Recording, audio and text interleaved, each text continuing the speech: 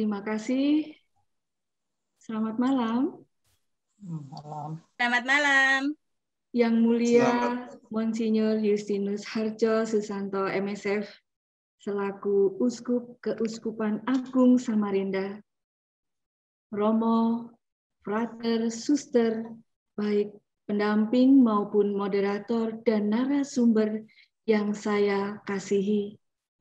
Ibu Kindawati selaku Koordinator MK Nasional Indonesia yang saya hormati, Ibu Bapak, Saudari, Saudara, meditator, peserta webinar yang saya kasihi, yang berada di Indonesia maupun Malaysia dan Singapura. Berkah dalam. Syukur kepada Allah oleh karena penyelenggaraannya MK Kasri mengadakan webinar di setiap hari Kamis di bulan Oktober ini. Sebagai momentum pengajaran dan peneguhan bagi kita semua dan pengenalan bagi yang baru di wilayah Keuskupan Agung Samarinda. Maka dalam hal ini kami bekerja sama dengan Komsos. Sedikit ulasan dari selayang pandang tadi, perjalanan MK Kasri. Diawali tanpa sengaja, saya mengenalkan jalan keheningan ini di kelompok Lexio Divina di Kapel Susteran MASF di Rumah Sakit Dirgahayu, tempat saya mengabdi dulu. Pada saat saya giliran memimpin pertemuan, saya mengenalkan jalan keheningan ini kepada mereka.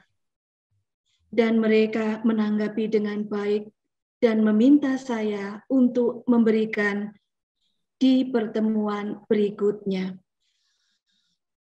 Setelah pengenalan itu, ada banyak tanggapan dan permintaan dari paroki, baik dari katedral maupun Santo Lukas. Maka saya mengenalkan meditasi Kristiani dengan seizin dan sepengetahuan secara lisan Bapak Uskup Monsinyur Sului Florentinus MSF pada saat itu. Lalu tanggapan juga diberikan oleh MK Pusat yang kemudian mengirim Romo Tantian Sing MSF untuk mengadakan pengenalan atau workshop meditasi Kristiani di Aula Seminari Santo Yohanes Don Bosco, Samarinda.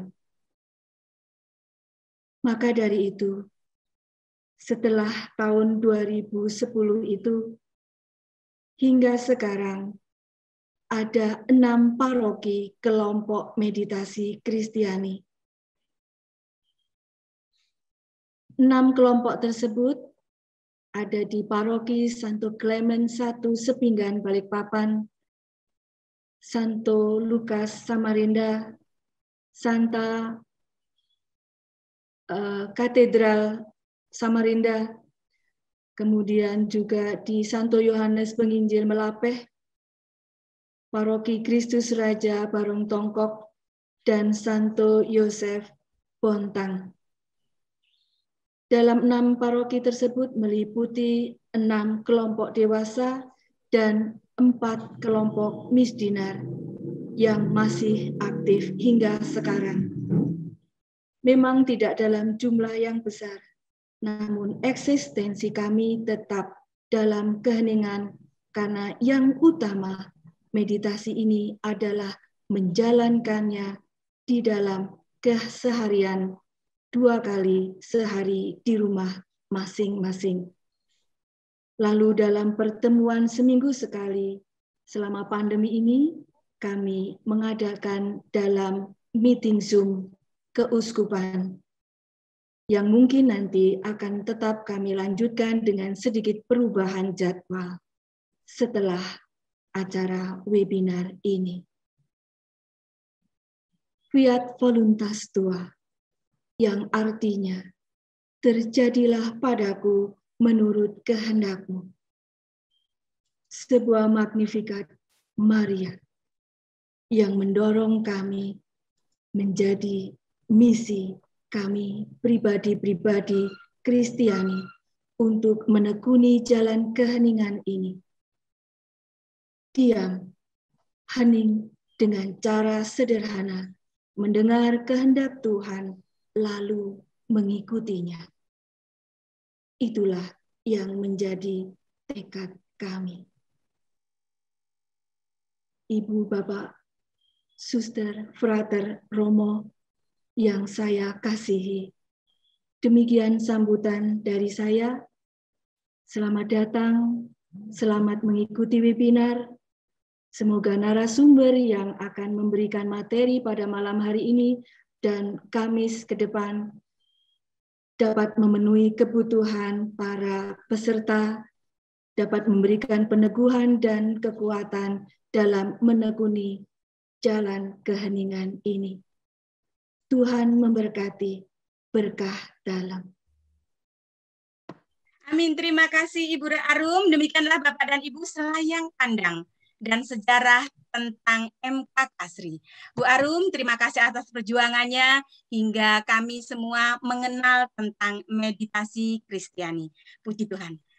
Bapak dan Ibu peserta webinar yang terkasih, sekarang kita akan lanjutkan sambutan dari Keuskupan Agung Samarinda, yaitu dari Monsinyur Justinus Harjo Susanto, MSF.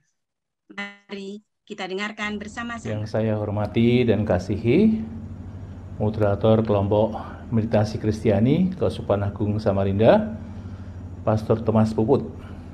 Yang saya kasihi dan juga saya hormati, Ibu Arum,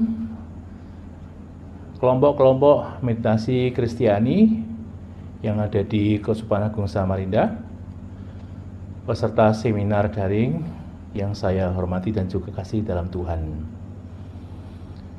Kita sungguh bersyukur kepada Allah karena di Keuskupan Agung Samarinda ini sudah ada kelompok meditasi Kristiani sejak tahun 2010. Dan pada tahun 2017 saya memang mengizinkan agar supaya kelompok meditasi Kristiani ini dikembangkan di Keuskupan Agung Samarinda ini. Kiranya meditasi Kristiani merupakan suatu sarana untuk memperkembangkan kehidupan rohani. Maka meditasi Kristiani merupakan salah satu sarana untuk mengembangkan kehidupan kita sebagai orang beriman, agar supaya hidup iman kita semakin mendalam. Oleh karena itu saya menyambut baik hidup dan berkembangnya kelompok meditasi Kristiani di Keuskupan Agung Samarinda ini. Saya berharap agar supaya kelompok meditasi Kristiani ini dikembangkan. Meditasi Kristiani sungguh sangat penting untuk kehidupan kita dalam rangka mengembangkan kehidupan rohani. Karena di dalamnya ada cara-cara, metode-metode yang diajarkan dan juga yang diperdalam agar supaya kehidupan rohani kita semakin berkembang. Maka kalau pada seminar ini diperkenalkan meditasi Kristiani oleh kelompok-kelompok meditasi Kristiani, juga oleh narasumber, bahkan juga akan diberikan praktek, artinya Jendri Sitinja. Kepada Ibu Jendri Sitinja, sudah siap ya? Sudah, Bu.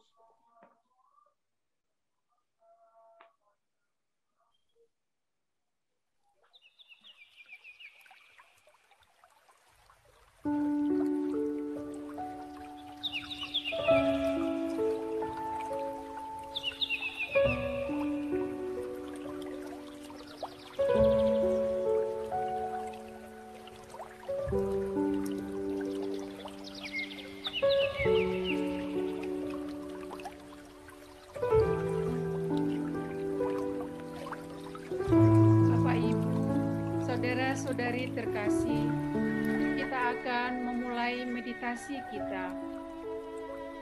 Silakan duduk dengan tenang, setenang mungkin.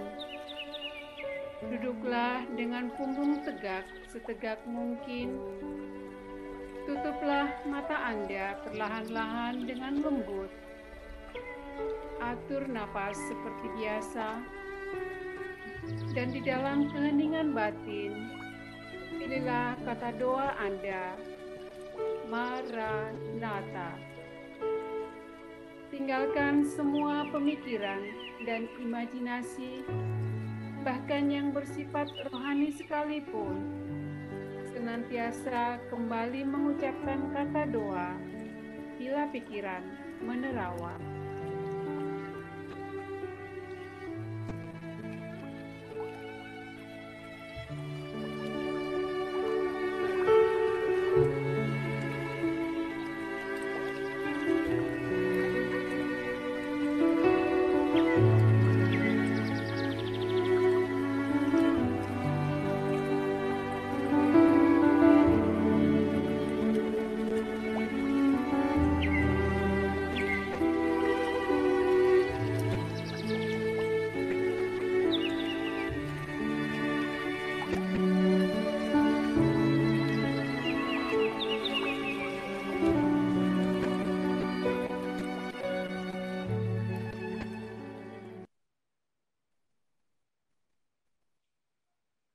Marilah kita berdoa.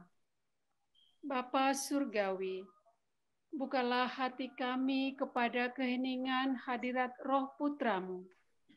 Bimbinglah kami kepada misteri keheningan ilahi, di mana anugerah kasih-Mu memancar kepada setiap orang yang merindukannya. Maranatha. Datanglah Tuhan Yesus.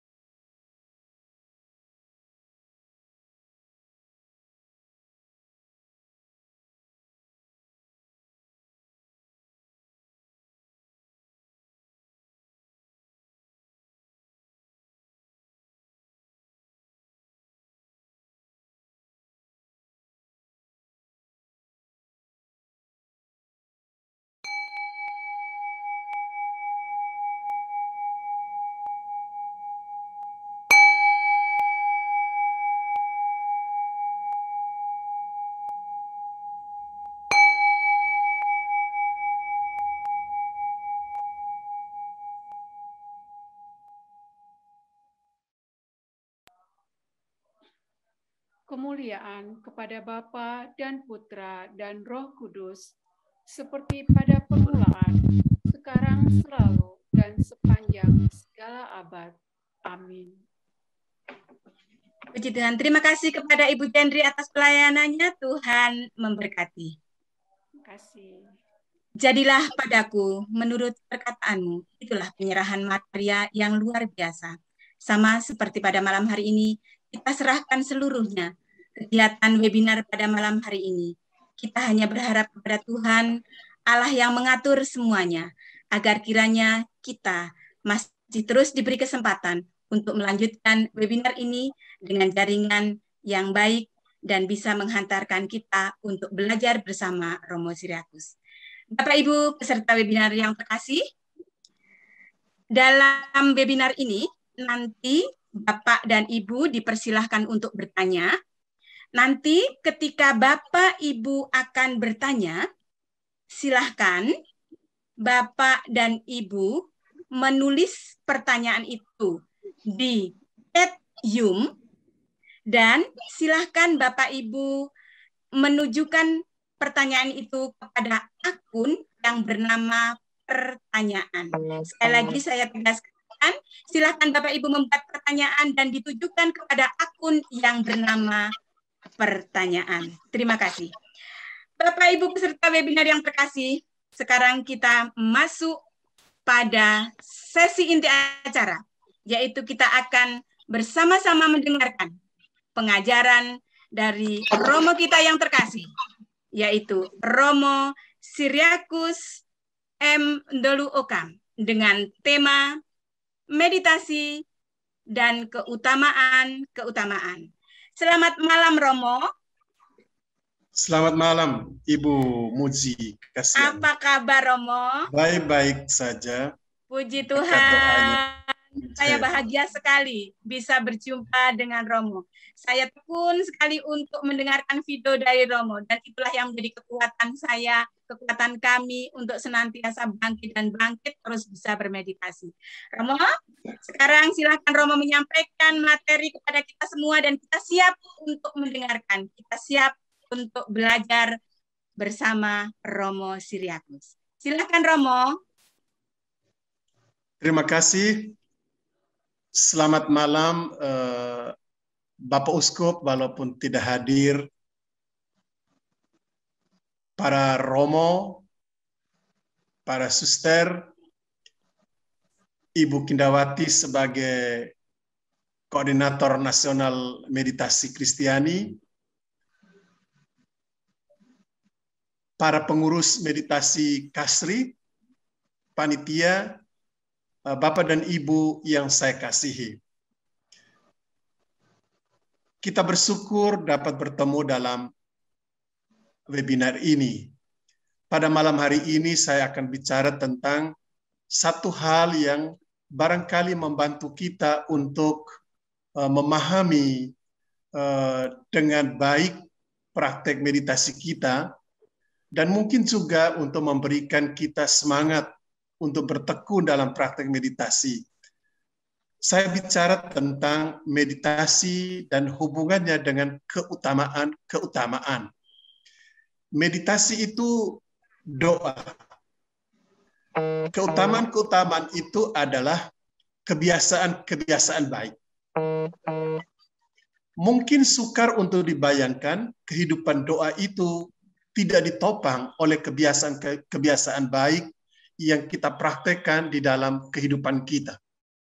Itu berarti bahwa kebiasaan-kebiasaan baik, good habit, yang kita sebut dengan keutamaan, dalam bahasa Latinnya itu virtus, ini amat penting karena ini akan menopang perjalanan rohani kita.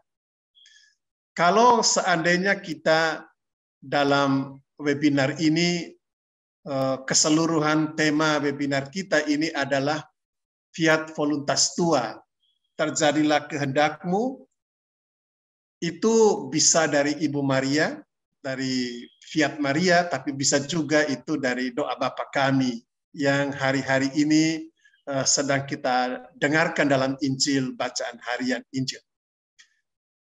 orang selalu bilang bahwa Maria itu adalah seorang mistik, tokoh mistik di dalam kitab suci. Walaupun orang tidak menemukan satu lukisan yang jelas tentang kemistikan Maria, tapi orang berkata bahwa fiat Maria, terjadilah kehendakmu, terjadilah padaku menurut perkataanmu, fiat Maria itu, ini merupakan puncak dari kemistikan Maria. Namun orang juga berkata bahwa kemistikan Maria, fiat Maria ini didahului oleh apa yang disebut dengan votum. Votum itu tulisannya V-O-T-U-M, votum. Votum itu artinya niat, kehendak, atau kaul. Apa votum Maria? Aku ini hamba Tuhan. Jadi berarti ada dua bagian yang inti dari teks Injil itu. Votum, dia menempatkan diri sebagai hamba. Dan kemudian fiat, dia membiarkan Tuhan melakukan apapun yang terjadi pada hidupnya. Dan itu adalah pusat dari kehidupan mistik Maria. Terjadilah kehendak. Baik Bapak dan Ibu, hal pertama yang ingin saya sampaikan ialah bahwa hidup rohani dan hidup moral itu sangat dekat. Keutamaan-keutamaan itu berkenaan dengan hidup moral. Maka kita bicara tentang hidup rohani, itu meditasi, itu doa, dan hidup moral di dalamnya termasuklah keutamaan-keutamaan itu. Ada hubungan yang erat antara hidup doa, hidup rohani, dan hidup moral. Dalam hal ini keutamaan-keutamaan. Kata-kata Santo Agustinus itu barangkali membantu untuk menerangkan hal ini. Agustinus berkata, orang yang tahu berdoa dengan baik, ia tahu juga hidup dengan baik. Itu berarti tidaklah boleh ada pertentangan antara hidup doa, keteraraan kita pada Tuhan, dan kehidupan harian kita, kehidupan moral kita. Sebab orang yang tahu berdoa dengan baik, dia tahu juga hidup dengan baik. Para Bapak Padang Gurun melihat hidup rohani, dan di dalamnya itu adalah meditasi Kristiani, itu terjalin erat dengan hidup harian. Hidup harian kita, dalam keseharian kita, dalam hubungan kita dengan sesama. Ini soal moral. Oleh karena itu, tidak mengherankan umpamanya John Main itu mengatakan bahwa persiapan terbaik untuk meditasi itu adalah hidup baik, itu adalah perbuatan baik. A small kindness.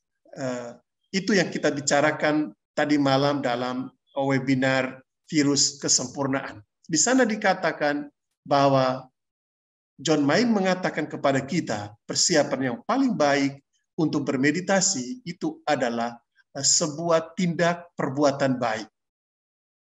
Sekali lagi ini mau menunjukkan bahkan bagi John Main hidup moral itu bisa menjadi persiapan yang bagus untuk meditasi kita. Jadi sederhananya Bapak dan Ibu, jangan marah-marah sebelum meditasi.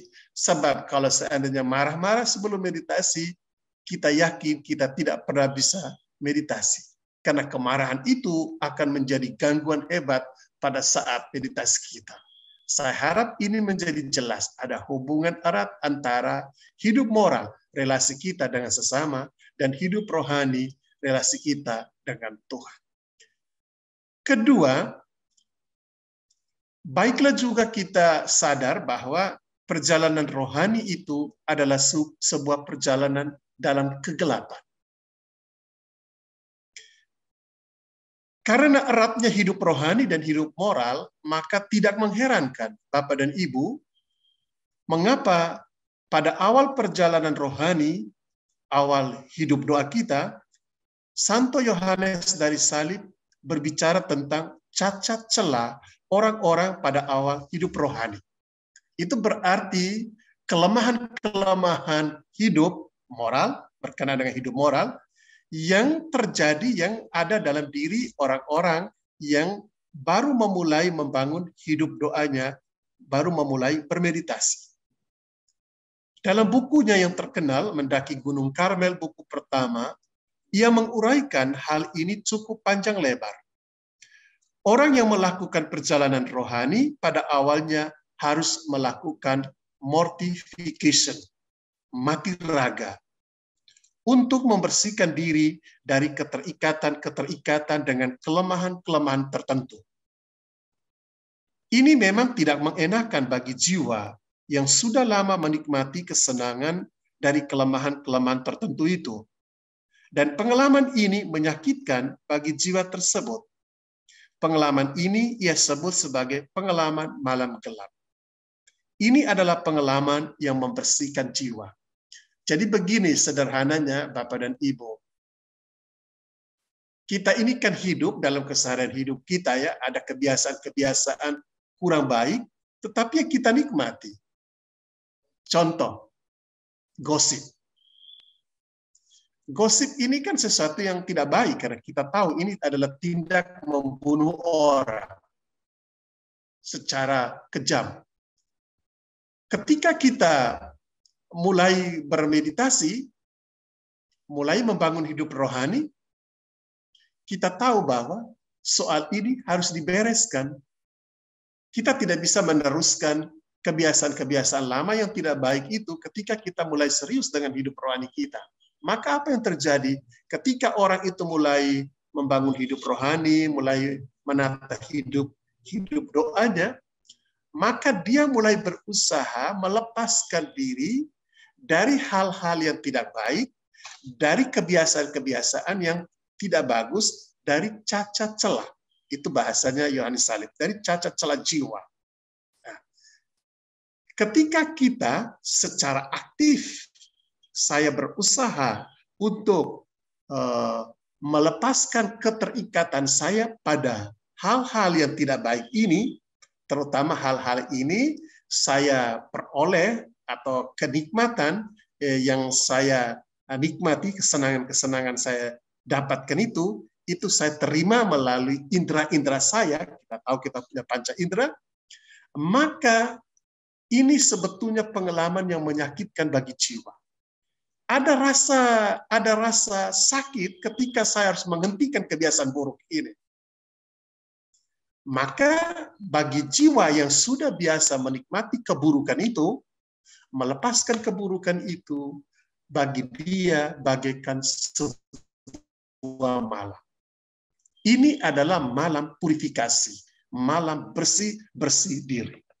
Oleh karena itu, benarlah kalau dikatakan, kalau kita mau memasuki perjalanan hidup rohani, kita memasuki perjalanan doa, pada titik tertentu, kita akan menelusuri perjalanan malam yang gelap.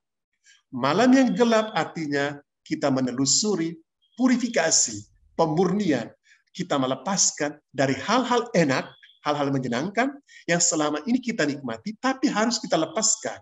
Karena kita harus melakukan perjalanan menuju Tuhan itu. Kalau orang mau hidup bermeditasi, dia tentu harus melepaskan kebiasaan mencuri. Sebab kebiasaan mencuri ini yang bagi dia menyenangkan. Karena apa? Karena tanpa berkeringat, tapi dia mendapatkan dari apa yang dia curi itu. Tapi ini tidak bisa berkompromi dengan keputusan rohani, keputusan dia untuk berdoa. Maka sebetulnya pada titik tertentu, mengapa kita harus curiga pada titik tertentu, mengapa orang tidak bertahan dalam meditasi?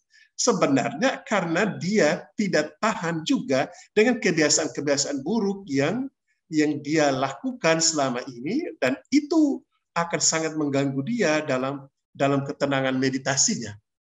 Ya, jadi dalam arti ini hidup rohani, hidup meditasi kita itu sebuah proses masuk dalam pengalaman malam, pengalaman purifikasi, pengalaman yang menyakitkan.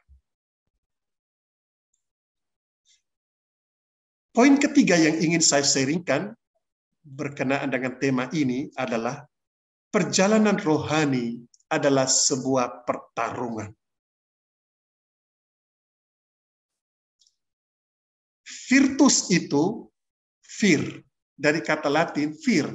Vir itu anak lelaki atau pria atau anak lelaki, a boy. Itu vir.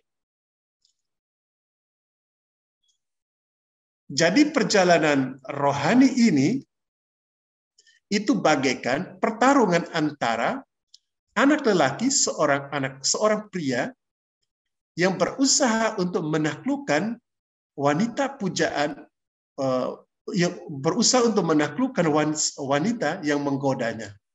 Jadi keduanya itu bertarung siapa menguasai siapa. Maka ini merupakan sebuah pertarungan. Perjalanan hidup rohani dan hidup doa itu merupakan sebuah pertarungan. Sebuah peperangan antara keutamaan melawan konkupiscensia.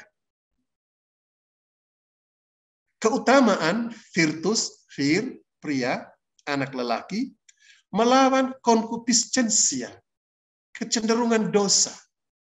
Kecenderungan dosa itu dalam tradisi, terutama oleh Santo Ignatius dari Loyola, itu selalu digambarkan dengan seorang wanita. Jadi berarti wanita itu menggoda dan pria itu ingin menaklukkan godaan itu agar jangan mengganggunya. Maka perjalanan rohani itu adalah pertarungan antara keutamaan melawan konkupiscensia, kecenderungan kepada dosa. Maka John Main melihat meditasi itu merupakan sebuah healing journey, sebuah perjalanan penyembuhan dari luka-luka dosa. Jadi begini Bapak dan Ibu ya, dosa itu sebenarnya menciptakan luka dalam diri kita, luka melukai Allah, melukai diri, dan melukai sesama. Kita ini terluka karena dosa, dan itu membuat kita tahu bahwa kita tidak happy dalam hidup, itu seringkali karena dosa. Maka meditasi ini sebuah perjalanan menuju ke pusat diri dengan perintah utama, dengan langkah sederhana, ucapkan mantra Anda. Jadi dengan mengucapkan mantra, kita seakan sedang melangkah ke pusat diri kita. Tapi perjalanan melangkah ke dalam ini bukan perjalanan yang gampang. Karena perjalanan ini penuh dengan tantangan, godaan, kesulitan, dan salah satunya yang harus kita sebut itu kecenderungan dosa. Saya ingin melangkah ke dalam batinku, ingin bertemu dengan Tuhan batinia, tetapi pada saat yang sama, dorongan-dorongan, tarikan-tarikan untuk keluar dari perjalanan ini tidak gampang. Dan itu salah satunya kita dapat dari kecenderungan dosa itu, yang membuat kita tidak betah melakukan perjalanan rohani. Ada sebuah pertarungan. Kalau saya boleh menggambarkan dengan sangat sederhana, Bapak dan Ibu bayangkan kalau kita itu mengebor pohon. Kita mengebor pohon begitu. Kan ada mata bor kalau kita bor. Kalau kita membayangkan mata bor itu adalah mantra kita yang kita pakai untuk masuk ke dalam, jadi mata bor itu mulai berputar supaya bisa menerobos sampai menembus itu pohon itu. Kita tahu untuk supaya mata bor ini bisa masuk, itu kan mengandaikan harus ada serbuk kayu, serbuk pohon itu yang keluar. Selama serbuk itu tidak bisa keluar, selama itu juga mata bor tidak bisa masuk. Serbuk kayu ini adalah kecenderungan kita kepada dosa. Dosa-dosa ini harus dibersihkan, harus dikeluarkan. Kalau dia tidak bisa dikeluar atau dia tidak bisa dikeluarkan atau dia tidak keluar, maka selama itu juga mantra ini mentok, tidak bisa bergerak masuk. Maka terjadilah pada saat kita bermeditasi itu, kalau digambarkan, itu ada sebuah pertarungan antara kecenderungan kepada dosa yang ingin tetap menguasai kita dan kerinduan kita untuk menjumpai Allah dalam pusat diri kita dengan bantuan satu kata yang kita sebut mantra itu. Maka ini sebuah pertarungan. Semakin kita tekun, maka pelan-pelan serbuk-serbuk kayu itu akan keluar dan kita menemukan jalan berkat kata doa itu untuk menerobos masuk ke dalam dan akhirnya menyentuh the center of our being, pusat dari diri kita, yaitu Allah. Jadi oleh karena itu perjalanan meditasi itu merupakan sebuah perjalanan penyembuhan. Menyembuhkan diri dari luka-luka dosa, luka-luka kecenderungan kita kepada dosa yang kita telah lakukan dalam hidup ini. Ketika kita sampai di tengah, kalau kita membayangkan dalam fantasi imajinasi kita, kalau seandainya kita sudah sampai ke tengah, kita bertemu dengan Tuhan batinia kita dalam keheningan itu, di sanalah kita disembuhkan secara utuh. Saya kutip kata-kata Yohanes dari Salib dalam bukunya Nyala Cinta yang Hidup. Dia mengatakan, in the center, di pusat diri kita itu, terjadilah divine anointing, pengurapan ilahi. Jadi proses penyembuhan secara utuh menyembuhkan kita itu terjadi in the center, dalam pusat diri itu. Setelah sebuah perjalanan yang meletihkan karena harus bertarung dengan konkupiscensia yang menghadang kita. Dia tidak pernah akan membiarkan dengan mudah kita masuk. Maka ini sebuah pertarungan. Tetapi ketika kita sampai di pusat, in the center itu, kita mengalami pengurapan ilahi. Maka kita akan tahu bahwa pengurapan ilahi yang menyembuhkan itu whole, healing, whole, utuh, itu dengan salvation, itu satu kata yang berdekatan semua. Jadi keutuhan, whole, ini ada hubungan erat sekali, artinya sama bahkan dengan heal, health, kesehatan, bahkan sama dengan salvation, keselamatan. Maka Yesus disebut juru selamat, juga disebut penyembuh abadi, itu bisa dimengertikan dia menyembuhkan luka dosa. Jadi saya ingin agar kita menyadari bahwa ini sebuah pertarungan yang tidak gampang. Meditasi ini adalah sebuah seni mengalahkan konkupiscensia. Jadi kalau kita punya bayangan seperti tadi, kita mulai paham, oh berarti meditasi itu adalah sebuah seni untuk mengalahkan konkupiscensia. Serbuk-serbuk itu yang adalah konkupiscensia ini, mau tidak mau, kalau kita tetap mendorong mata bor ini maju, maka mau tidak mau dia dipaksa keluar. Ketika dia keluar, dia kalah karena mata bor ini akan terus bekerja. Kalau kita, kalau seandainya kita baca buku saya yang terakhir, terbitan Carmelindo, yang murni hati, melihat Allah itu, kita akan tahu bahwa ada sebuah pandangan dalam tradisi para bapak padang gurun. Ketika orang mengucapkan doa monologistos, yang sekarang kita kenal dengan doa dengan mantra ini, meditasi Kristiani ini, kalau orang mengucapkan kata itu, formula, mereka sebut formula, dengan baik, mulai dari pagi sampai larut malam, ketika mereka tidur, mereka memang tertidur, tubuh ini. Tetapi kata itu, formula itu, mantra itu, bekerja pada saat tidur. Apa yang dilakukan oleh mantra pada saat tidur itu? Dia to heal, menyembuhkan, to purify, membersihkan. Sehingga para pertapa itu kemudian menyadari bahwa tiap kali mereka bangun pagi, kecenderungan mereka kepada dosa, koncupiscensia ini melemah. Melemah karena pada malam hari, waktu bekerja, waktu mereka tidur, kata itu bekerja, kerja untuk membersihkan. Maka kita kemudian mulai paham kenapa meditasi mantra itu bagaikan obat. Bahasa Inggris kan meditation, obat bahasa Inggris itu medicine. Meditation itu dekat.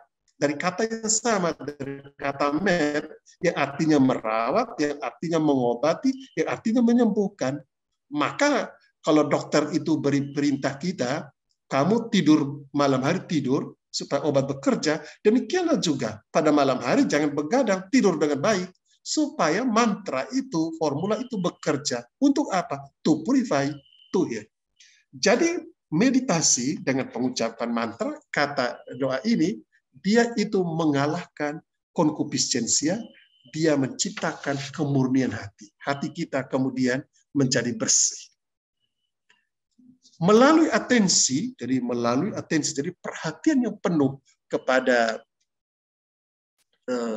mantra ini dalam meditasi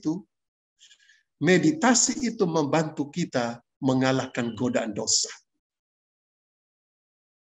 Demikianlah juga melalui ketekunan. Kita bertahan dalam jalan rohani. Jadi, dua karakter dari meditasi, atensi pada mantra itu, dan ketekunan terus-menerus, baik mood buruk maupun mood baik, kita tetap bermeditasi, maka kita akan bisa menerobos halangan koncupiscensia dan mencapai the center of our being itu. Ketika kita bertekun, kita akhirnya lama-kelamaan bisa menikmati apa yang disebut buah-buah roh. Salah satu buah roh itu adalah penguasaan diri, kontrol diri. Bapak dan Ibu, saya sengaja singgul kontrol diri ini, penguasaan diri. Yang adalah salah satu buah roh, buah dari perjalanan meditasi. Mengapa kontrol diri itu menjadi penting? Penguasaan diri menjadi penting. Karena penguasaan diri ini dianggap oleh para bapak padang gurun ini sebagai main tool, menjadi alat utama bagi kita untuk mengalahkan kecenderungan kepada dosa, untuk mengalahkan koncupiscensia. Umpamanya ada kecenderungan untuk gosip. Kalau kita bisa menguasai diri, kita bisa mengatakan no, tidak, saya tidak mau terlibat dalam penggosipan itu, maka kita menang. Kita mengalahkan godaan itu. Jadi kontrol diri yang adalah buah rohani itu dianggap sebagai main tool. Alat utama untuk memasuki pertarungan itu. Ucapkan mantra Anda adalah sebuah perintah militer dalam pertarungan itu. Perintah ini adalah kemasan John Main untuk komando pertempuran di padang gurun. Bertahan, jangan lari. Jadi para bapak padang gurun itu punya perintah terkenal. Kalau seandainya dia mengalami, dia sadar dia masuk dalam pertarungan godaan, apa yang disebut dengan setan akedia, sebenarnya perintahnya itu sederhana, yang akan diberikan oleh bapak rohaninya, Aba, Ama, kepada rahib muda. Bertahan, jangan lari. Sebenarnya John Main itu menerjemahkan perintah militer, karena itu pertempuran di padang gurun, bertahan, jangan lari itu, dengan ucapkan mantra Anda. Apakah ada pengalaman godaan, ada pengalaman tidak enak, ada gangguan? Tenang. Ucapkan mantra Anda. Oleh karena itu, secara sederhana, kalau kita mau bertumbuh dalam hidup rohani, maju dalam praktek meditasi kita, kita harus mempraktekkan keutamaan-keutamaan yang adalah lawan dari koncupiscensia. Koncupiscensia ini diringkas menjadi 7 yang disebut dengan 7 dosa pokok. Keutamaan-keutamaan ini diringkas menjadi 7 keutamaan, 3 keutamaan teologal, iman, harap, kasih, dan 4 keutamaan kardinal, keutamaan moral, yaitu keadilan, kebijaksanaan, keberanian, dan ada keadilan, keberanian, dan kebijaksanaan, keadilan, keberanian, dan ugahari. Jadi ugahari tahu batas. Santa Katarina dari Siena mengatakan bahwa dalam pertarungan rohani itu kita mempunyai alat yang bagus, pedang bermata 2. Jadi, untuk mengalahkan konkupiscensia, godaan-godaan, tantangan itu, kecenderungan itu, kita menggunakan 1 pedang, tapi punya 2 mata. Yang pertama, benci akan dosa. Jadi benci akan konkupiscensia. Itu mata pertama. Mata kedua adalah kebajikan. Kita tahu bahwa ibu dari semua kebajikan itu adalah kasih. Buah pertama dari buah roh. Sebagaimana ibu dari kejahatan itu adalah kesombongan. Karena kasih itu mengalahkan segala. Santo Yohanes dari Salib berkata, pada senja hidup kita, kita akan diadili berdasarkan cinta kasih, berdasarkan agape yang adalah tujuan akhir, buah dari anak kandung dari apatheia yang merupakan ujung akhir dari perjalanan meditasi kita. Bapak dan Ibu, saya ingin tutup secara singkat percakapan ini dengan sedikit memberi keterangan tentang pentingnya kata Maranatha, kata doa di dalam praktek meditasi. Yang namanya kata doa, mantra, formula, itu diberikan oleh seorang guru. Jadi guru memberikan kepada muridnya. Maka dalam tradisi para pertapa padang gurun, seorang rahib muda datang dari kampung, masuk ke padang gurun, dia ketemu dengan guru rohani. Yang permintaan pertama ketika dia bertemu dengan guru rohani itu bunyinya, Father, give me a word. Bapa, berikan saya sebuah kata. Lalu Aba itu akan memberikan kata dengan perintah, pergilah engkau ke pondokmu dan ucapkan kata itu.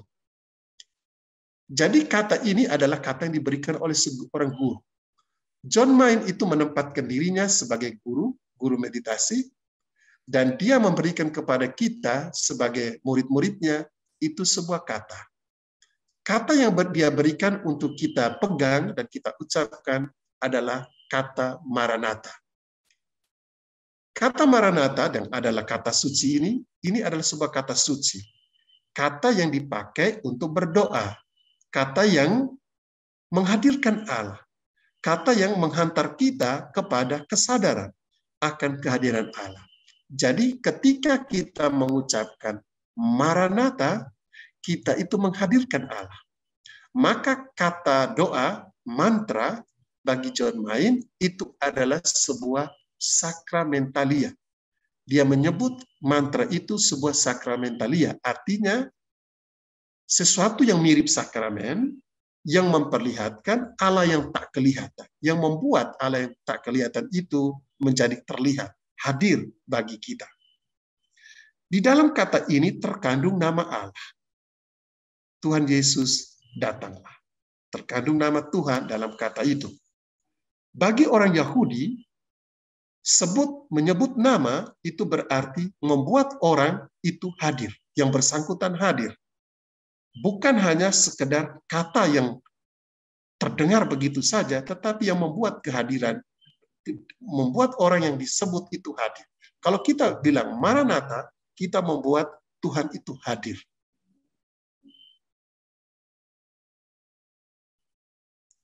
Karena itu, kita harus menyebut kata ini dengan rasa hormat. Sebenarnya menyebut Maranatha itu sama saja dengan kita menyebut nama Tuhan. Dan itu harus kita sebutkan dengan rasa hormat. Kita ingat Keluaran bab 20 ayat 7 yang mengatakan, jangan menyebut nama Tuhan Allahmu dengan sembarangan.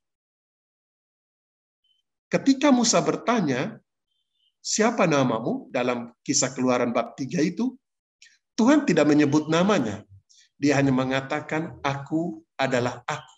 Yang kemudian diterjemahkan dengan bahasa mereka, itu menjadi Yahweh. Jadi Yahweh itu bisa berarti, aku adalah aku. Tuhan tidak menyebut namanya. Dia, karena nama itu terlalu kudus dan suci, tidak layak untuk menyebutnya. Tentu kita juga ingat 10 perintah Allah. Salah satu perintah pertama yang berbunyi jangan menyebut nama Tuhan Allahmu dengan tidak hormat. Oleh karena itu, kita memasukkan dalam kesadaran kita bahwa kata ini diberi oleh seorang guru. Kata ini adalah kata suci, kata yang membantu kita untuk masuk ke dalam diri kita. Jadi, yang membuat kita selalu hadir di hadirat Tuhan.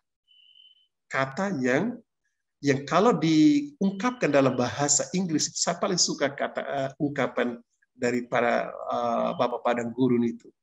Berkenaan dengan formula. Mereka akan selalu bilang begini, keep the word in your heart. Buatlah agar kata itu selalu ada di dalam hatimu. Kata suci itu selalu bergema. Jadi kata suci itu bergema di ruang suci, yaitu diri kita. Perlu kita ketahui Bapak dan Ibu bahwa kata suci ini, mantra, formula, itu sebenarnya diberikan oleh guru dalam percakapan pribadi murid itu dengan guru. Ya. Nah, jadi ketika guru itu menyampaikan kepada muridnya, kata ini yang engkau pakai, sebenarnya murid ini tidak pernah akan memberitahu kepada orang lain kata apa yang diberikan oleh guru itu untuk dia. Jadi umpamanya John Main itu guru kita. Mohon maaf Romo, waktunya tinggal 5 menit. Ya, mohon maaf Romo, waktunya tinggal 5 menit. Ya. Saya persingkat. Jadi oleh karena itu, kata ini dijaga di dalam hati kita. Kita tidak memberitahukannya kepada orang lain. Mengapa? Karena mereka berkeyakinan, bila kata ini, kata yang dijaga dengan baik di dalam hati itu, mantra itu, diberitahukan kepada orang lain, maka kekuatan, the power of our mantra, jadi kekuatan mantra ini kemudian melemah. Itulah sebabnya mengapa praktek doa monologistos tidak banyak kita ketahui kecuali melalui konferensi Yohanes Cassianus. Sebabnya ialah bahwa soal ini tidak dibicarakan terbuka karena menyangkut kerahasiaan, secret. Itu ada sesuatu yang sangat personal.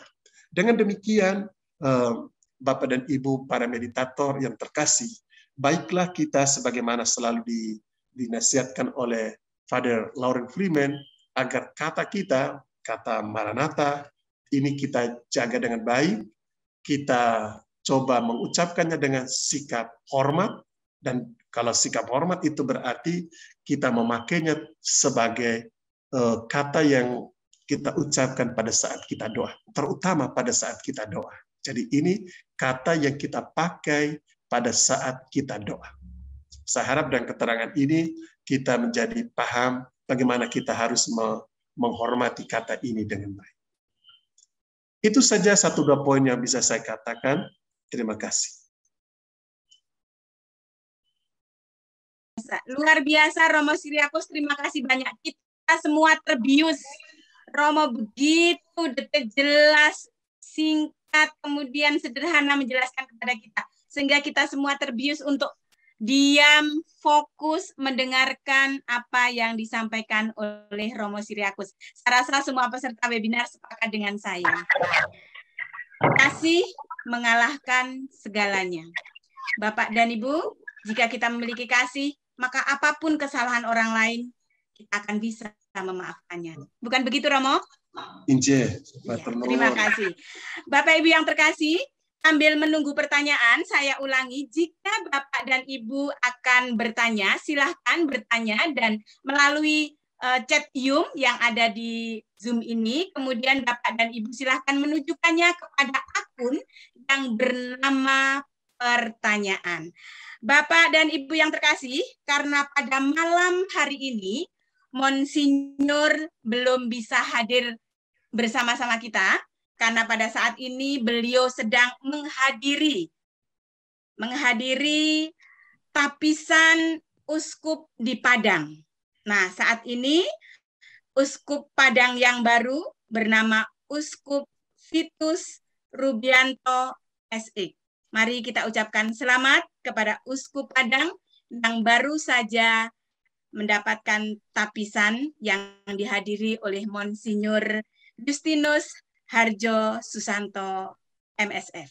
Bapak dan Ibu, sambil menunggu pertanyaan, kita akan melanjutkan sambutan yang tadi sedikit agak terjedah. Kita akan lanjutkan beberapa menit saja sambutan dari Monsinyur Justinus Harjo Susanto, MSF. Mari kita simak sejenak.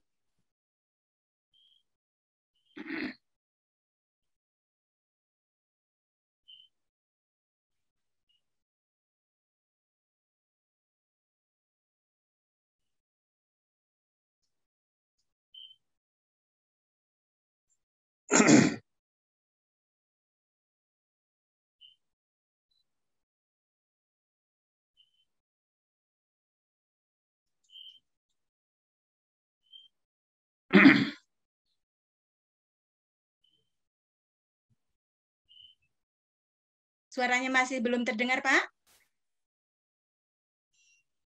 Ya, suaranya masih belum terdengar. Mohon bisa diulang dulu, Bapak, agar kita bisa mendengar suara Monsinyur.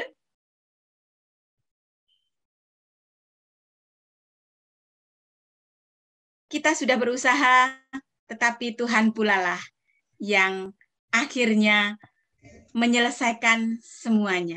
Kita sudah berjuang, kita sudah mengharapkan, tapi mudah-mudahan kita masih diberi kesempatan untuk mendengar. Yang saya hormati dan kasihi. Terima kasih. Dan pada tahun 2017, saya memang mengizinkan agar supaya kelompok meditasi Kristiani ini dikembangkan di Keuskupan Agung Samarinda ini.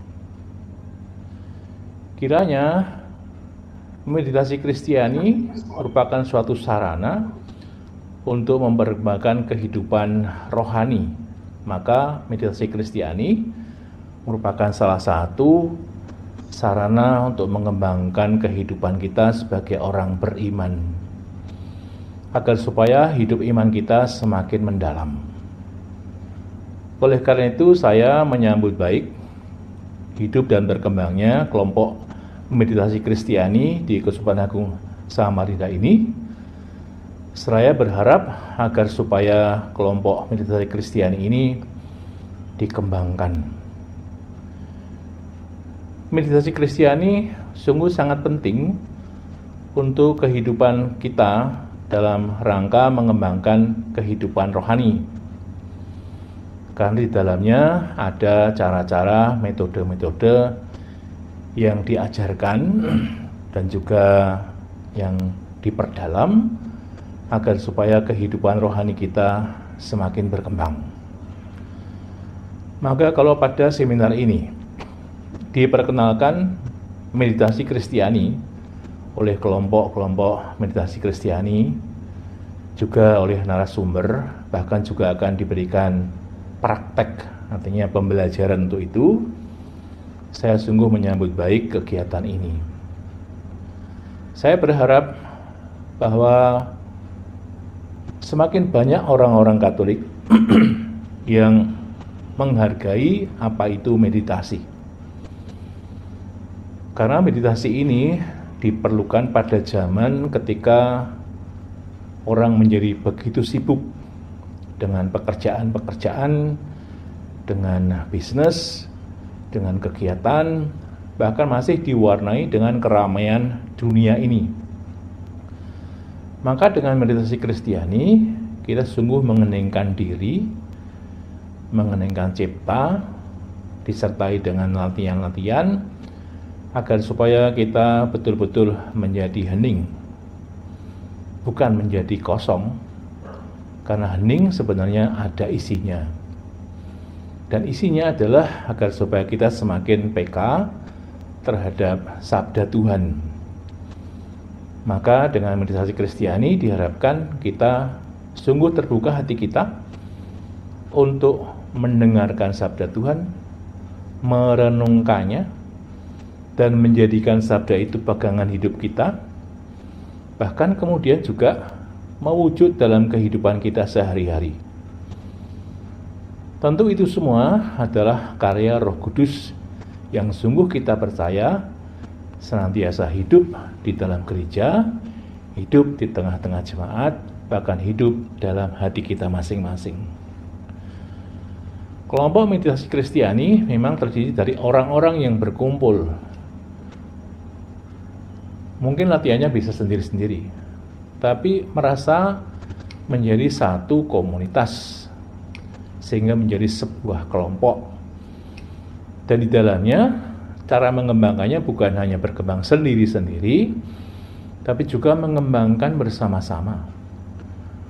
Oleh karena itu, kelompok meditasi Kristiani secara berkala juga mengadakan latihan, tapi sekaligus juga mengadakan sharing.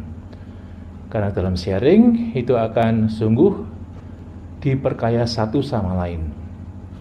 Orang mengungkapkan pengalamannya bagaimana dalam meditasi, mungkin termasuk bagaimana juga hambatannya, dan orang juga akan diberikan oleh orang lain, oleh sesamanya, oleh satu kelompoknya, bagaimana ketika menghadapi tantangan dan kesulitan, itu tetap bisa setia, dan bahkan kemudian berkembang karena mendengar sharing dari teman-teman. Tentu semakin kita berkembang dalam meditasi Kristiani, kita diharapkan juga semakin menekuninya dengan setia. Kendati kadang-kadang halangannya ada saja dalam berbagai wujud dan bentuk. Tapi kalau kita sungguh setia, maka kita pun juga akan kembang di dalamnya. Tentu lebih jauh, kalau kita berkembang dalam meditasi, apa yang kita ambil buah-buah meditasi itu juga akan mewujud dalam kehidupan kita sehari-hari. Terlebih kita akan semakin mengasihi sesama kita sebagaimana kita diharapkan oleh Tuhan Yesus agar supaya semakin mengasihi sesama kita. Tentu tidak berarti bahwa cita-cita itu mudah untuk digapai. Ada macam-macam halangan, ada macam-macam tantangan. Bahkan tantangan yang paling berat adalah justru dari diri kita sendiri. Kemauan kita untuk mengembangkan meditasi itu, tekad kita untuk dengan setia menjalankannya, kehendak kita untuk sungguh-sungguh memegang apa yang menjadi kehendak Allah bagi kita masing-masing dan bersama. Dan kadang-kadang itu yang menjadikan halangan kita untuk menjadi redup, menjadi tidak semangat dalam menjalankan meditasi Kristiani ini. Maka saya berharap para peserta seminar yang belum masuk dalam kelompok meditasi Kristiani, dengan seminar ini juga diperkenalkan meditasi Kristiani ini bagi Anda sekalian, dan semoga Anda juga berani untuk mempraktekannya, untuk mencoba dan untuk belajar, baik Anda sendiri melalui bacaan, tapi juga lebih-lebih dari pembelajaran yang disampaikan oleh mereka yang sudah terlibat di dalam kelompok meditasi Kristiani ini. Sehingga saya berharap melalui meditasi Kristiani ini, kehidupan rohani Anda semakin berkembang, iman Anda juga semakin teguh, harapan untuk menjadi semakin baik juga semakin besar, terlebih buah-buah yang kiranya akan terpancar yaitu kasih kepada Allah semakin besar dan mewujud dalam kasih Anda kepada sesama. Terima kasih juga kepada panitia yang telah menyelenggarakan seminar ini, yang telah bekerja keras mengatur segala sesuatu, dan tak lupa juga terima kasih kepada narasumber yang bahkan tidak hanya datang dari Keuskupan Agung Samarinda ini, tapi bahkan juga dari luar Keuskupan Agung Samarinda. Terima kasih atas bantuan Anda dan semoga kita semua diberkati oleh Tuhan dalam menjalankan tugas perutusan kita, sehingga kerajaan keselamatan semakin wujud nyata, dirasakan oleh semakin banyak orang. Maka Tuhan memberkati dan Bunda Maria senantiasa melindungi dan mendoakan kita. Terima kasih. Tetap sehat, tetap semangat. Tuhan memberkati.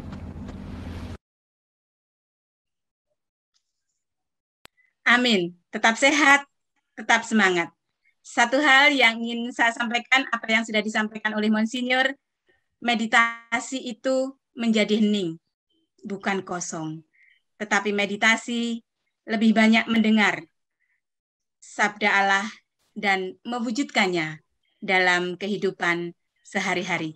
Terima kasih Monsinyur, sehat selalu dan mudah-mudahan nanti perjalanan dari Padang menuju Samarinda aman dan lancar sehingga bisa mengembalakan kami semua umat-Mu yang ada di Keuskupan Agung Samarinda. Puji Tuhan.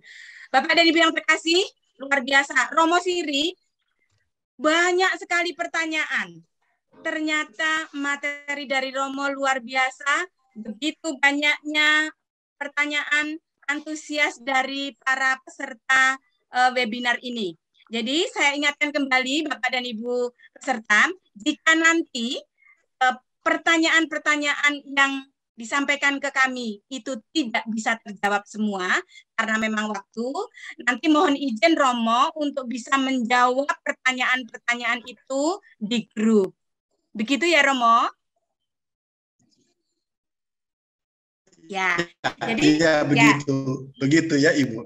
Ya, jadi Bapak Ibu jika nanti memang waktunya tidak mencukupi, maka kita akan menjawab pertanyaan-pertanyaan itu yang akan dijawab oleh Romo langsung via grup WA Fiat Voluntas 2.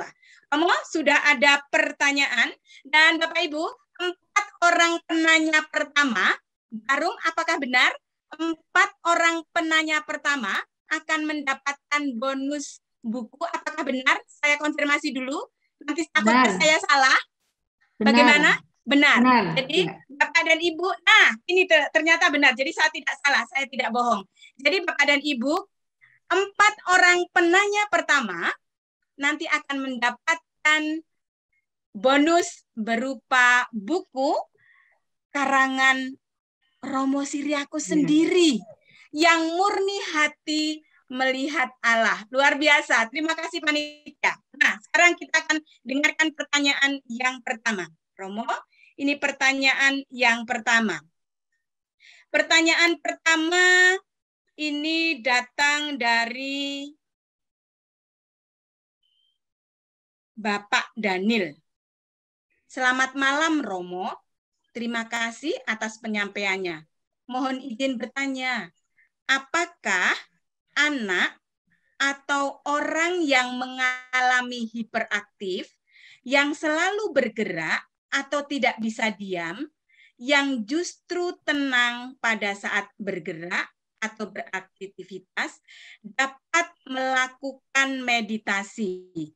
Mohon pencerahannya, bagaimana cara melakukannya? Terima kasih Romo, ini dari Bapak Daniel di Balikpapan. Bapak Daniel berhak mendapatkan 1 hadiah buku. Terima kasih. Monggo Romo untuk dijawab. Terima kasih atas pertanyaannya. Memang meditasi itu mengandaikan ketenangan tubuh. Mengandaikan ketenangan tubuh, maka perintah meditasi ialah duduklah dengan tenang. Jadi tubuh ini amat penting. Seorang anak yang mengalami hiperaktif, ya, jadi dia hiperaktif itu memang amat sulit untuk bermeditasi. Maka kalau kita mau mengajari anak kalau dia masih kecil, yaitu tergantung ibunya katakanlah ibunya yang menemani, walaupun tidak bisa diharapkan dia bisa bermeditasi senormal sebaik yang anak yang bisa tenang, tetapi tidak apa-apa. Jadi walaupun kita tahu untuk meditasi butuh ketenangan tubuh, tapi kita merasa itu penting untuk anak ini, anak yang usianya lagi hiperaktif itu, tidak apa-apa. Itu tergantung dari kita orang tua. Kita bisa ngajaknya untuk duduk, walaupun toh nanti dia tidak mengucapkan apa-apa, suruh dia duduk diam, beritahu bahwa ini adalah saat kita meditasi, minta dia ambil posisi duduk, umpamanya bersila atau duduk di kursi dengan tenang, tangan diletakkan di atas paha, sejauh dia dapat, entah hanya 1-2 menit pun, itu usaha yang baik. Jadi tidak boleh kita, karena beranggapan bahwa meditasi itu mengandaikan keheningan tubuh, dan anak ini tidak bisa hening, lalu kita bilang, oh tidak usah, dia tidak bisa. Jangan. Kita boleh mencoba sejauh dapat, tanpa perlu memaksa. Seandainya toh dia tidak bisa bermeditasi, kita ini kan namanya menanam benih ya.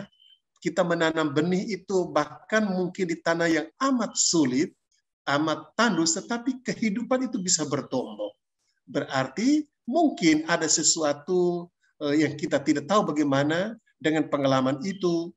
Bisa saja suatu saat setelah dia dewasa, dia menjadi lebih tenang, dia kemudian teringat akan pengalaman diminta tenang, duduk tenang oleh orang tuanya, maka kemudian dia coba untuk mulai menekuni, mempraktekkan meditasi ini. Jadi singkat kata, memang sulit untuk diajak bermeditasi anak hiperaktif. Tapi itu tidak boleh dikatakan dia tidak bisa bermeditasi. Orang tua boleh mengajaknya untuk masuk dalam pengalaman itu sejauh dapat sesuai kondisi anak. Begitu, Bapak Daniel. Terima kasih pertanyaan. Oke, demikian Bapak Daniel. Jadi tidak perlu kita melarang, tetapi kita mencoba untuk mempersilahkan dan mengajak anak-anak kita jika memang anak-anak kita itu ada yang dalam tanda kutip ABK, berkebutuhan khusus. Begitu ya, Romo? Baik. Berikutnya, pertanyaan yang kedua. Pertanyaan yang kedua. Pertanyaan yang kedua, selamat malam Romo, saya mau bertanya mengenai sacred word Maranatha. 1. Bolehkah digunakan pada saat apa saja? Jadi kata Maranatha ini boleh digunakan pada saat apa saja. Ini dari Reta di Balikpapan, Romo. Silahkan. Ibu Reta berhak mendapatkan 1 buku dari panitia. Yang murni hati. Terima kasih Ibu Reta pertanyaannya. Ya.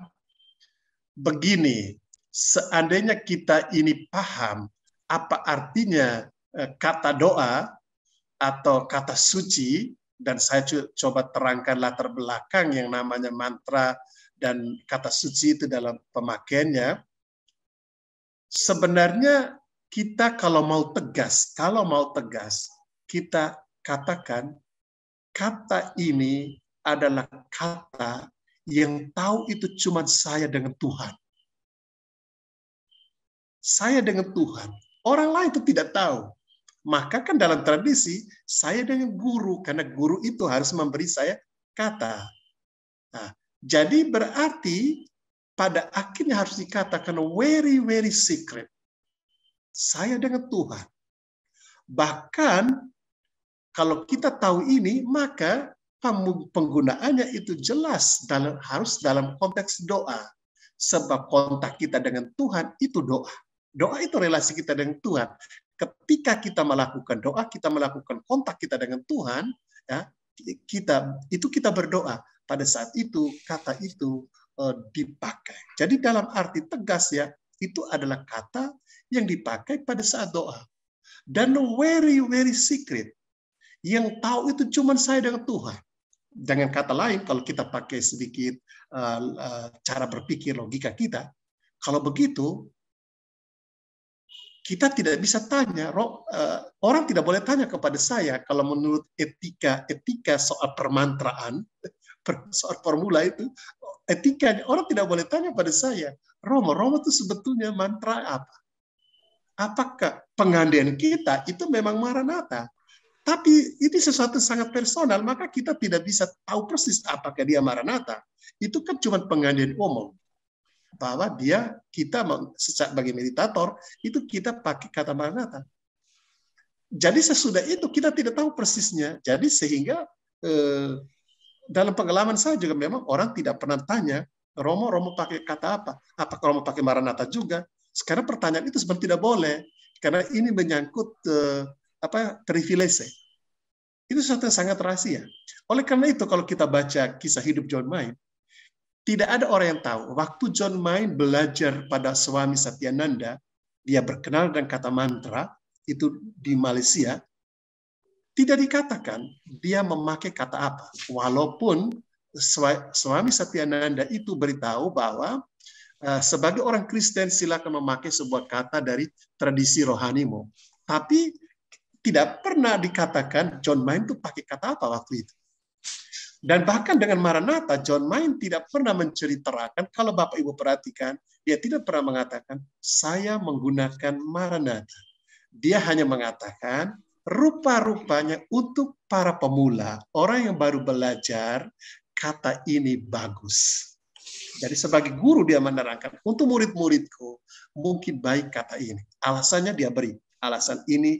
Biasanya ada 4 itu. Alasannya termasuk bahwa ini kata dari bahasa Aram, bahasa Yesus sendiri, ada AAA. Gitu. Jadi, Ibu Reta, sederhananya, sebenarnya kata ini sangat secret. Saya dengan Tuhan yang tahu.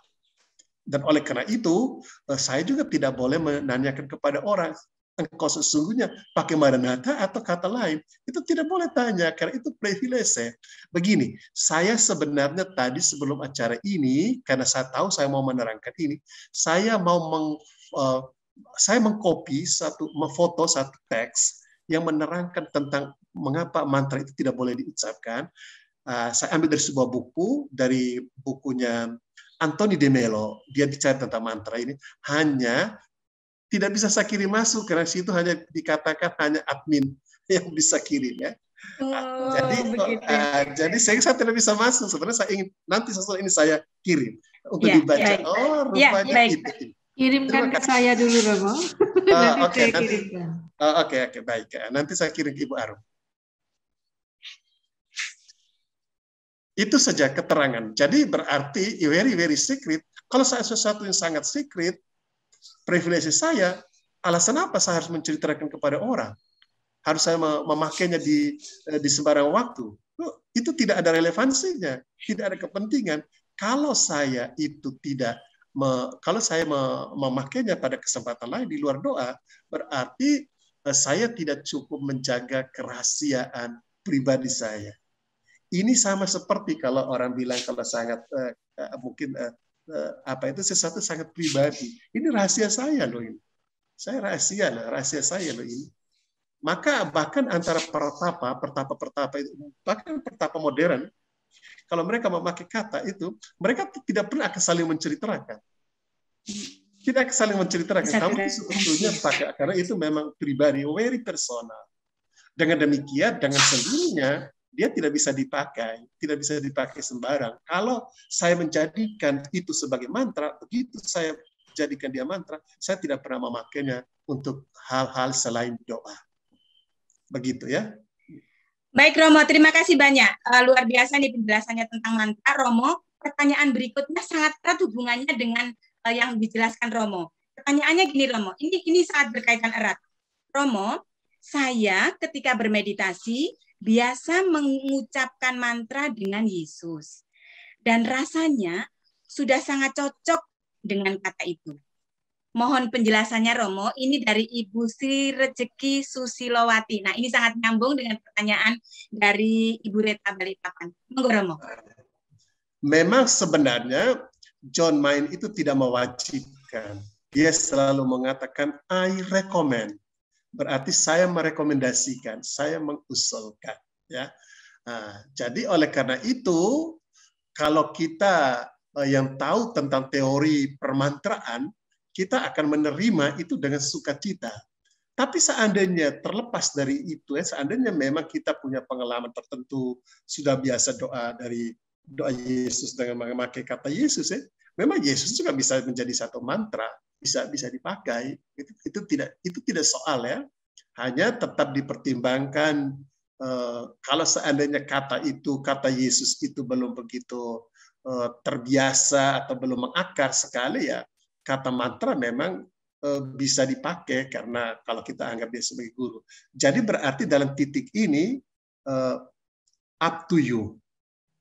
Di satu segi kita memperhitungkan bahwa guru memberikan anjuran ini, di satu segi kita memiliki sesuatu yang lain untuk kita jadikan mantra. Jadi oleh karena itu, saya tidak bisa mengatakan baiklah Yesus, baiklah mantra, tetapi putuskan sendiri berdasarkan data ini, berdasarkan pertimbangan kita.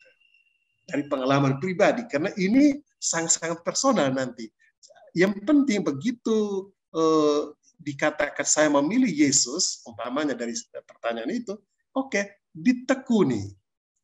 Paling penting bagi John Main ialah bahwa kita mengucapkan kata itu. Maka dikatakan 3 kata emas dari praktek meditasi itu adalah ucapkan mantra Anda. Tidak dikatakan ucapkan Maranatha, tapi ucapkan mantra Anda.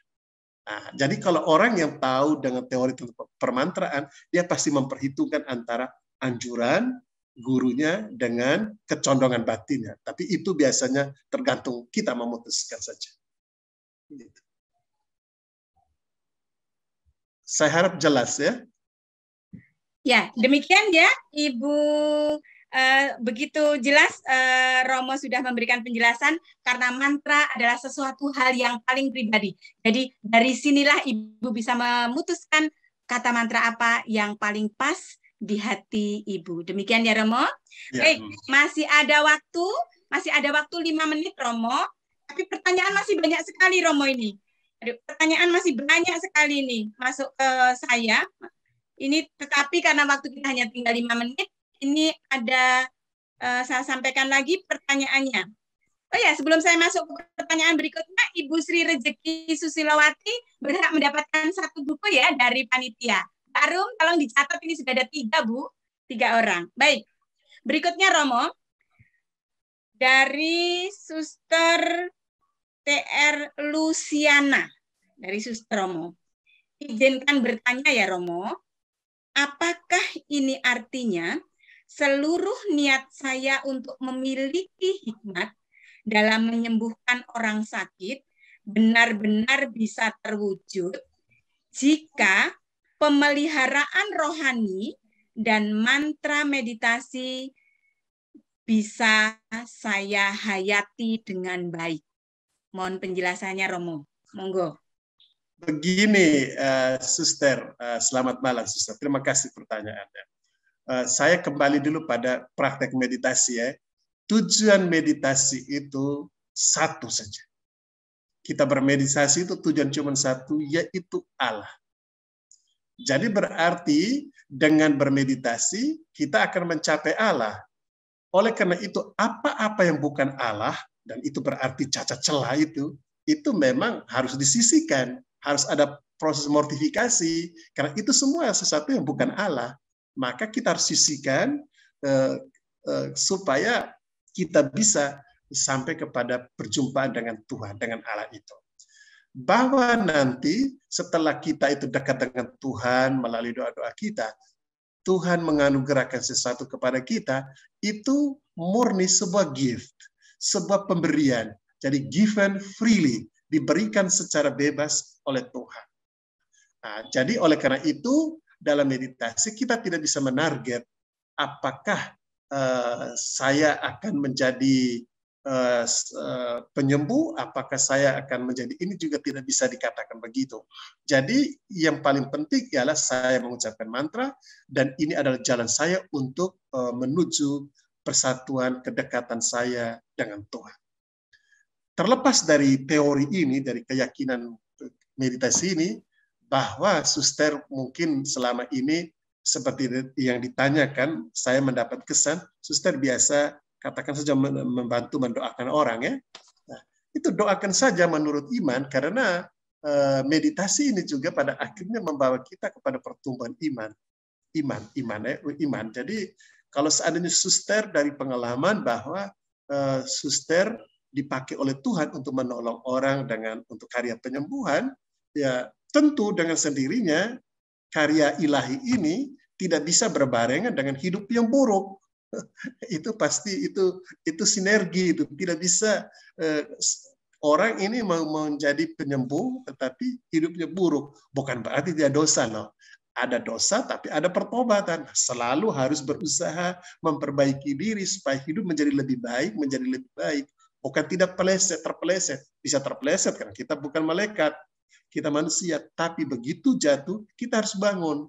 Jadi proses membersihkan diri, merawat diri hidup baik, bertekun dalam relasi kita dengan Tuhan, dalam doa, dalam meditasi, itu memang menopang. Ya, menopang pelayanan kita untuk karya penyembuhan itu. Gitu, suster ya. Demikian ya, suster. Begitu jelas jawaban dari Romo Siriakus. Romo, sebetulnya masih ada 8 pertanyaan. Namun, karena memang waktu jualah, jadi mohon maaf Bapak Ibu peserta webinar, dari 8 pertanyaan itu nanti akan dijawab oleh Romo secara langsung di grup. Sehingga nanti kita semua bisa membaca dengan seksama apa jawaban dari pertanyaan-pertanyaan Bapak Ibu yang terkasih. Bapak Ibu peserta webinar yang terkasih, luar biasa rasanya pengen berlama-lama, tetapi karena tidak memungkinkan kita untuk senantiasa terus berlama-lama, karena masih ada kegiatan-kegiatan lain, kita juga masih harus beristirahat, Romo juga masih harus beristirahat, agar kita juga ada keseimbangan antara jasmani dan rohani. Begitu ya, Romo? Iya. Iya, kalau nggak seimbang nanti kita jadi kacau, maka harus ada keseimbangan antara jasmani dan rohani.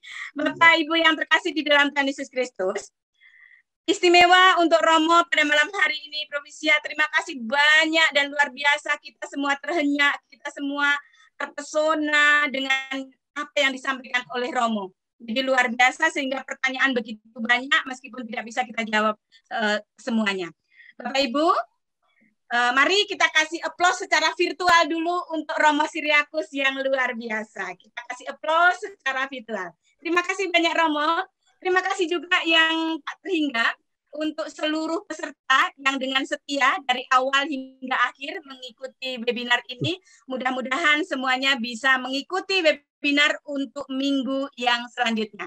Webinar yang kedua akan kita laksanakan pada hari Kamis 14 Oktober 2021 dengan tema Karya Roh Kudus. Untuk pertemuan yang kedua, nanti akan disampaikan oleh RD Thomas Puput Anis SPR. Jadi, kita akan berjumpa di minggu yang akan datang bersama Romo Puput. Bapak Ibu yang terkasih di dalam Tuhan Yesus Kristus, terima kasih banyak untuk seluruh panitia yang sudah bekerja keras sehingga proses webinar ini bisa berjalan dengan lancar. Kita serahkan semuanya kepada Tuhan dan kita akan menutup webinar pada malam hari ini dengan doa penutup dan akan ditutup dengan berkat dari Romo Puput. Dipersilakan untuk Bu Jendri dan Romo Puput. Semoga kelompok meditasi ini menjadi rumah spiritual yang sejati bagi yang mencarinya. Semoga keheningan ini menjadi kekuatan untuk membuka hati kami kepada citra Allah, sehingga dengan demikian kami saling mengasihi, mengalami damai, berlaku adil, dan menjadi manusia yang bermartabat. Semoga keindahan kehidupan ilahi memenuhi setiap hati kami yang berdoa di sini dengan harapan dan kegembiraan. Semoga kami yang berdoa di sini dikuatkan oleh Roh Kudus untuk melayani semua yang datang dan menerima mereka sebagai Kristus sendiri. Doa yang sederhana ini kami ungkapkan dengan perantaraan Kristus Tuhan kami. Amin.